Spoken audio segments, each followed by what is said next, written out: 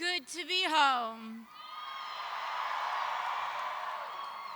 And it is especially great to be gathering with you all tonight in Queens, New York, the world's borough, the jewel of America. Just in this slice of New York City alone, we represent over 100 languages and cultures. We welcome people of all religions, faiths, and creeds. We honor all genders, races, orientations, and status. And here, we defend immigrants. We are a working people's borough in a working people's city. And all of that makes us a fascist's worst nightmare.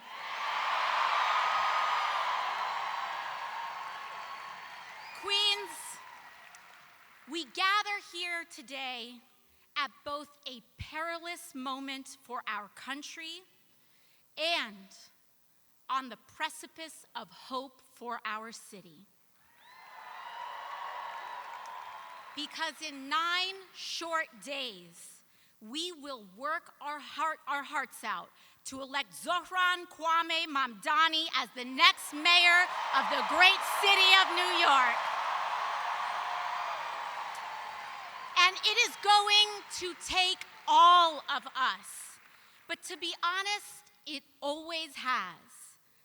That we are all here in this moment, during this time, is not a coincidence.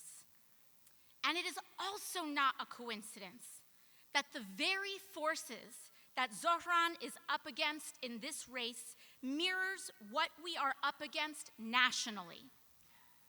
Both an authoritarian, criminal presidency fueled by corruption and bigotry, and an ascendant right-wing extremist movement.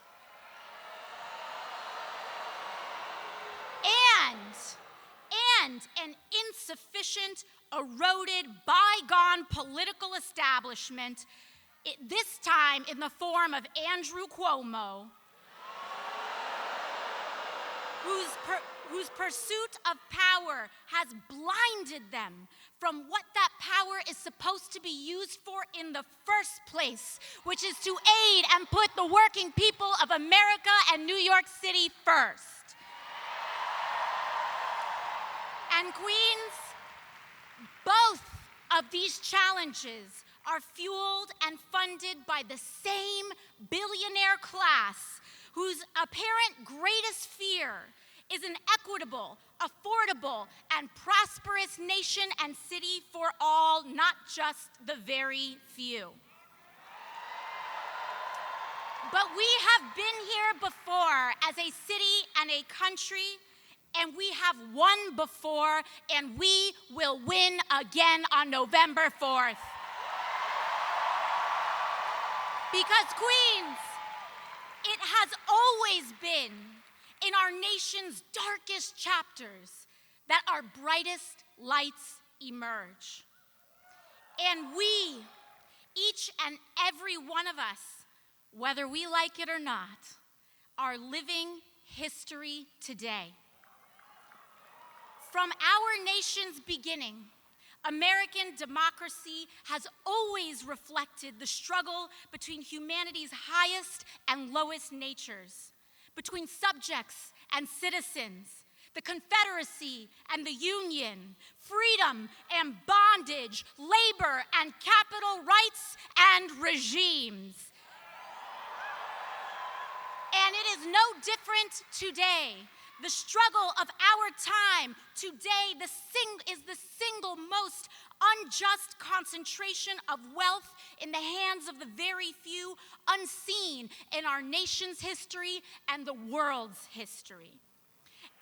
And it is a time such as this, in which demanding what should be considered the most basic tenets of human dignity, that is considered a radical and outlandish act.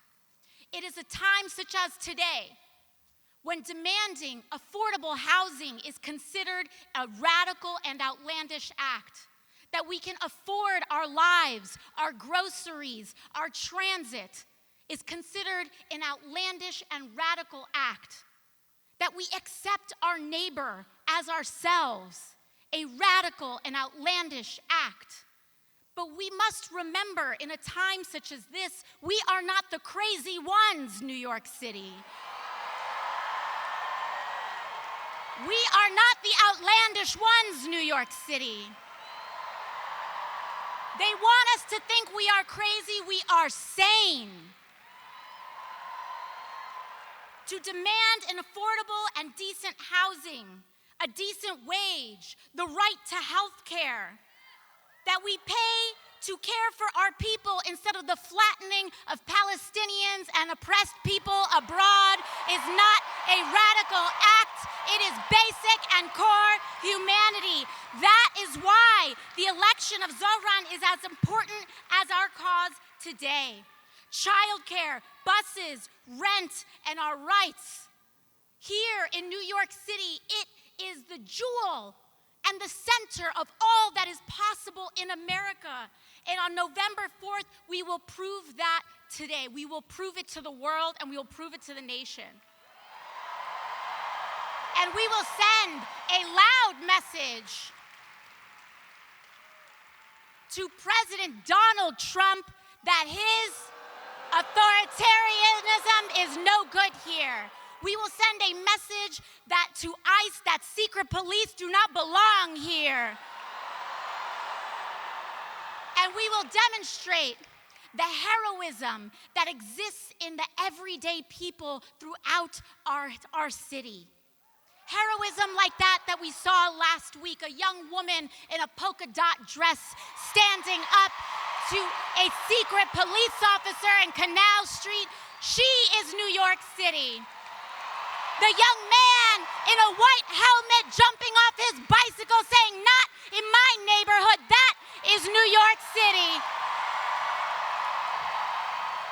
The line cooks and the delivery workers every day serving and making sure that we are clothed and fed and that our children are cared for. That is America, New York City. That is who we fight for. That is what this victory is about.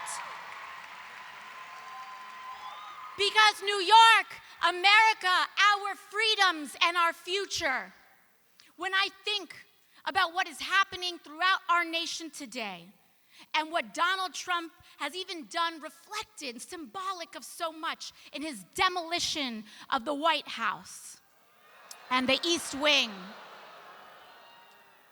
we see what he's doing to that, and we must let him know that this injustice, no matter what he's doing, that house doesn't belong to him, New York. It belongs to us. It belongs to the people of this country. And I want us all to remember and to know that the future, our future, is not determined by a despot in a house built by enslaved people. Our future will be determined not in a house built by slaves, but in a city built by freemen, in a city built by unionists and immigrants and suffragists. The bricks laid by working people, past, present, and future, the seamstresses and the unionists who paid for our rights in blood. This city was built by the Irish escaping famine, Italians fleeing fascism, Jews escaping Holocaust, Black Americans fleeing slavery and Jim Crow, Latinos seeking a better life, Native people standing for themselves, Asian Americans coming together in Queens, in Brooklyn, in the Bronx, in Manhattan, in Staten Island, in this country, in a vision to build the freest, toughest, and greatest city on earth, and we will not stop now, New York. It is no surprise.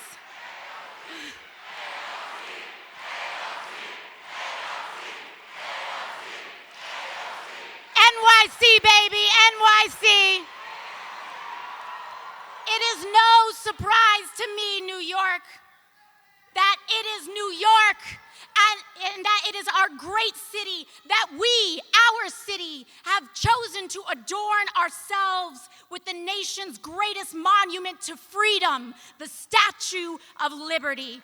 And she reminds us every day that the central commitment of America is an unconditional freedom, precisely of the kind that cannot be bought, that is available to the huddled masses yearning to be free. This is America, New York City. Don't let them tell you any different. Don't let them tell you that we are the exception. We are the rule. We are the standard. We are the acceptance, and we set the bar for America. I'm talking to you, Donald Trump.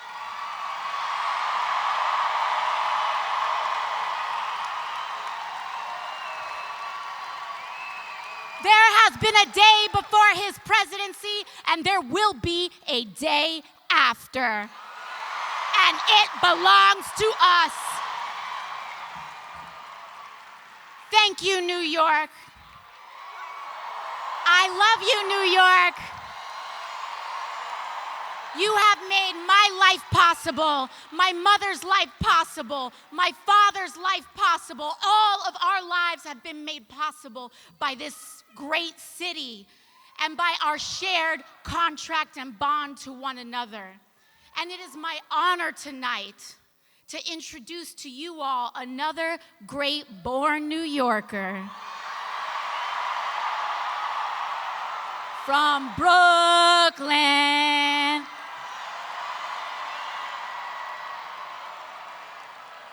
Senator Sanders and I recently came in. We were in Indiana last night.